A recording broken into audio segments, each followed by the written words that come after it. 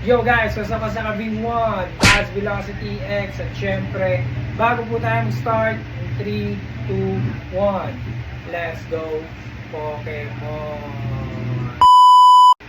Hi guys, so for tonight's video, dahil gabi po ngayon, nakikita niyo po sa likod, madilim, so gabi, tonight, yan. So guys, fit po tayo or magta-try on po tayo ng binili nating sapatos last time na in-unbox po natin. So, tonight, ito po yung i-fit natin. Yung Black Cat. Ayan, so, natanggal yung free na sintas. Ayan, so guys, pakita ko ulit sa inyo. Ito siya.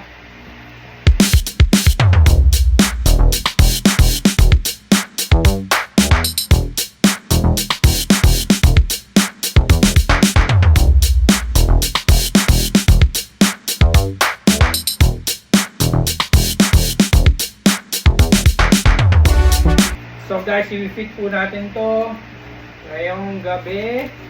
Siyempre, kunin natin yung another pair. Left side. So let's go. Di na po natin mamatagalin tong video na to. Let's go, Pokemon! So guys, yung gamit nating sapatos ngayon is yung Blazer.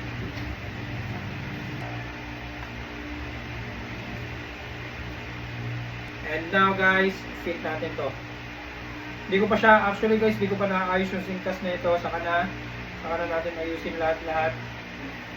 Pag totally susuotin na talaga natin.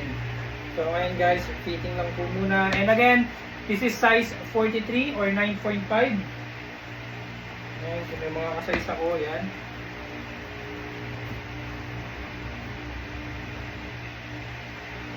Mundo. Next pair.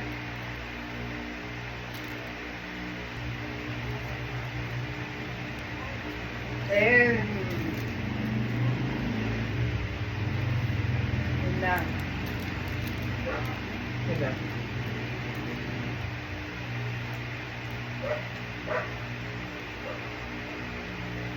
So guys, pakita ko sa inyo. So ito siya. Ang ganda niya, ang gaan niya sa paa. Parang wala kang suot na sapatos.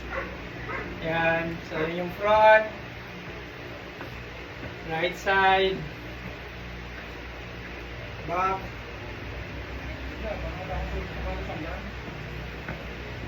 Left. And front po again. Okay, so baba natin yung mga lodi para mas makita.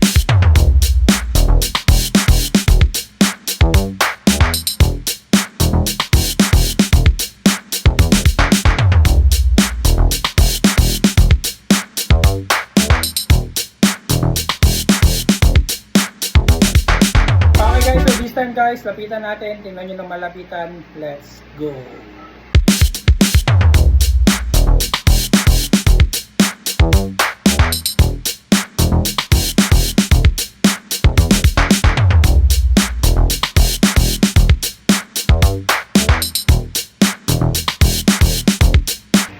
Okay guys, so kita nyo na po guys yung fitting sa atin ng Black Cat Jordan 3. Yan.